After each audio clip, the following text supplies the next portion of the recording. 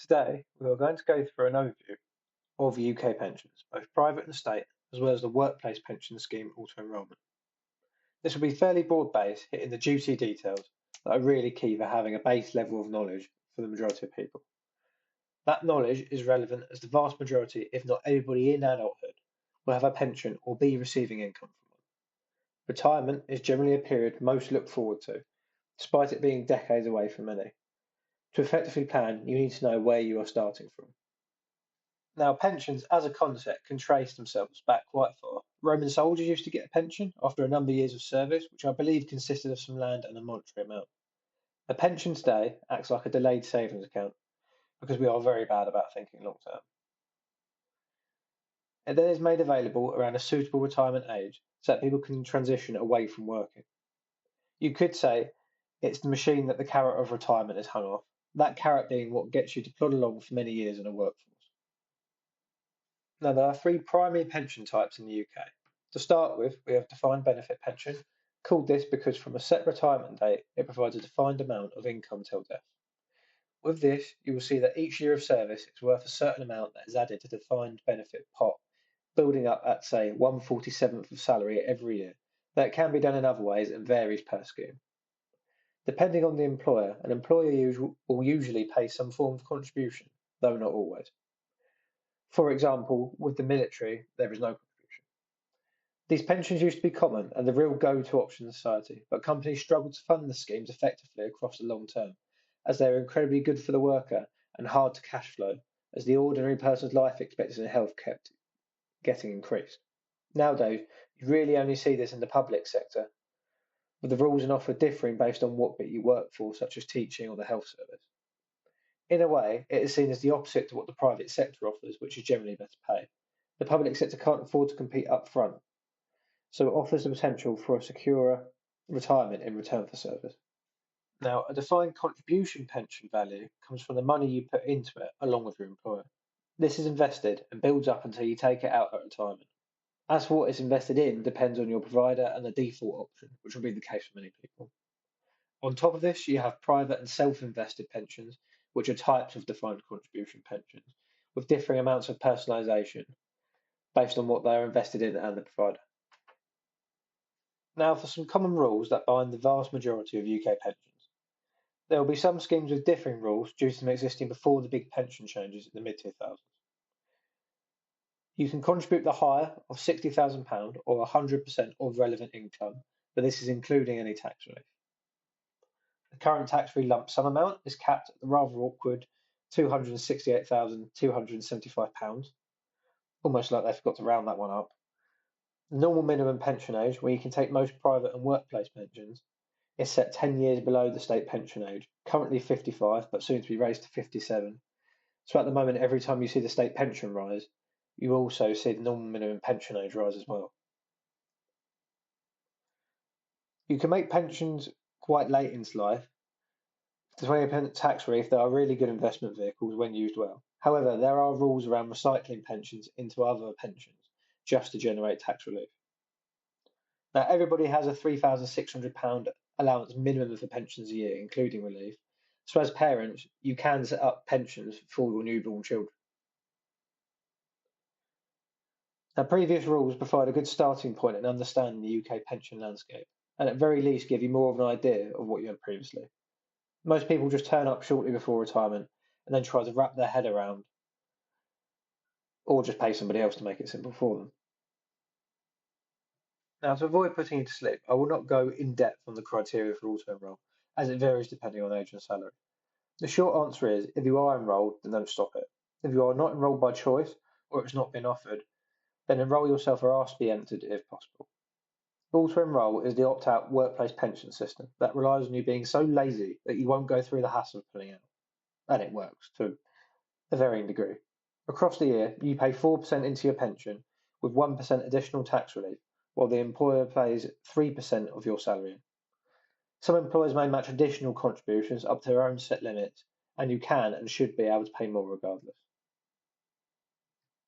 As a good rule of thumb for personal finance, if you can, you should contribute whatever your employer will match up to, as it would allow you to get free contributions from somebody who is not you, further accelerating the returns on your pension, and therefore giving you a greater retirement. In 2015, pension freedom came into effect. This allowed people to decumulate a pension rather than being pushed into getting an annuity. Prior to this, the worry was that those accessing pensions at the earliest age would just blow the money and become reliant on the state in the end. Whereas before retirement almost was on rails for future of life. You hit your retirement age, take your 25% tax free, and then most likely just stuck with your current pension provider when it came to an annuity being offered.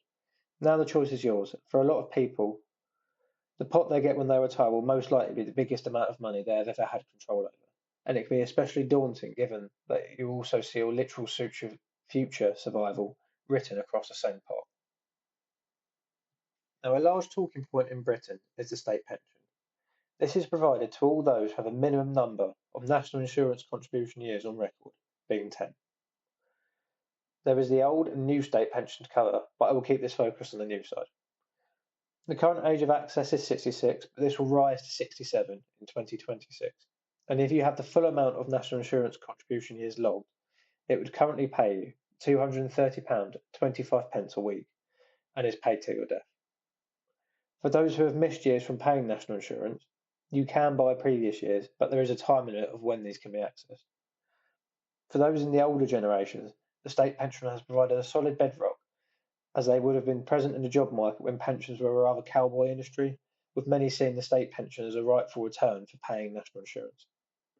The truth is that everybody who currently pays national insurance now is funding the current state pension users. There is no safe pot being drawn upon. Now, the state pension is designed to provide a baseline standard of living for all national insurance payers who are having met the minimum requirements. As such, in a rather generous fashion, its value increases every year under what is called the triple lock scheme. This increases the pension by CPI inflation for the year, wage growth, or 2.5%. The best bit being is whatever the highest of the 3 years. So, for example, during COVID, it absolutely skyrocketed with inflation. This induces a two-footed like tackle on the public purse when inflation spikes and spending needs to be cut. The state pension almost acts as an inverse fashion, making the deficits worse and increasing the burden for the public and the taxpayer. The welfare state in Britain exists for a reason. By helping everybody and supporting them in being productive, we can create a better society and improve the country. Almost a self-compounding loop in theory, or the winning effect, where good outcomes stack upon one another.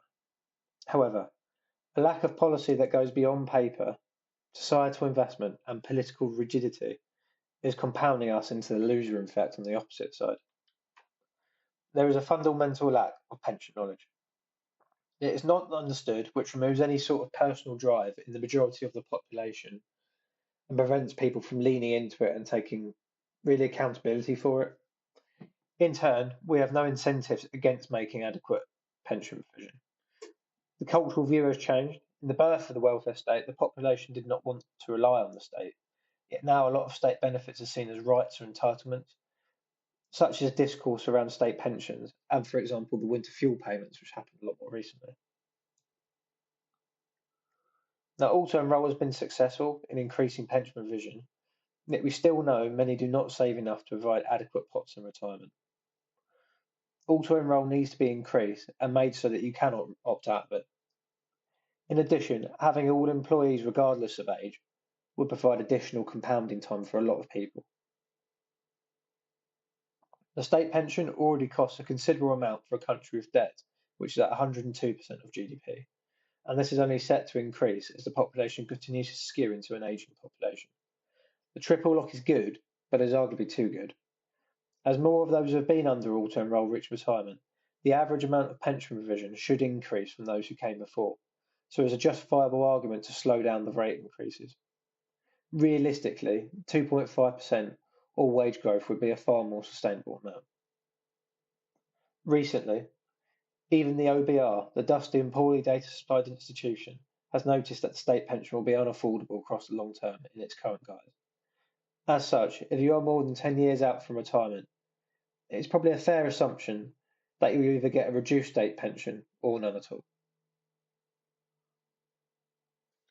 Personally speaking, The writing on the wall seems to be clear for the vast majority, except for those who are actually making policy. As with everything at the moment, nothing's being planned over a long-term sustainable horizon, and things are constantly being bolted on and adjusted just as whims and needs, as we're not really having any view beyond another election. And that's just compounded over and over again, really, since you could go from the 2000s, really. And as you can see, we've never really recovered in terms of debt from the 2008 financial crisis, and then COVID has just skewed that even more. And so now everything's going to be tested. So, for example, somebody like myself who has over 30 years until retirement, I heavily suspect I will not get a state pension.